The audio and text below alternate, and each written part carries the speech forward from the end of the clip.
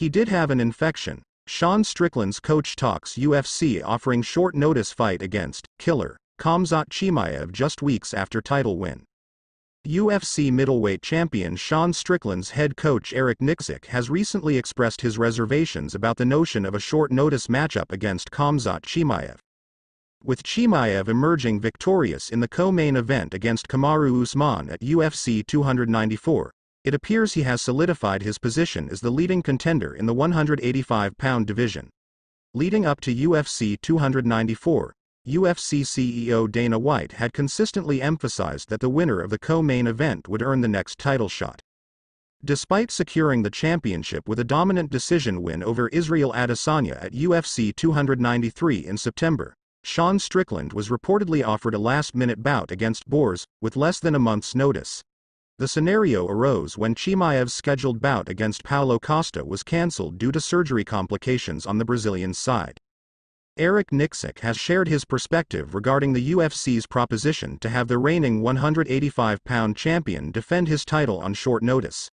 During a recent interview with ESPN MMA, Nicksick stated, "From my understanding, they just threw it out there to see if he'd be available, and then when Sean had asked me, to be honest, I was the one that kind of said no. I was like, bro, I can't be there. I mean, we can go out there, but it just didn't make any sense to me whatsoever to take a short notice fight against a killer. Sean Strickland can fight anybody on any day's notice. We know that he's done it before in the past, but why is it our responsibility to go put our title on the line on short notice when we already did them the solid by fighting Izzy on 5.5 weeks' notice?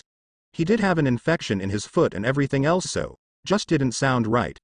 It just felt like a trap, it felt like a big trap, so I told him, I said no." What did Sean Strickland have to say about fighting Khamzat Chimaev?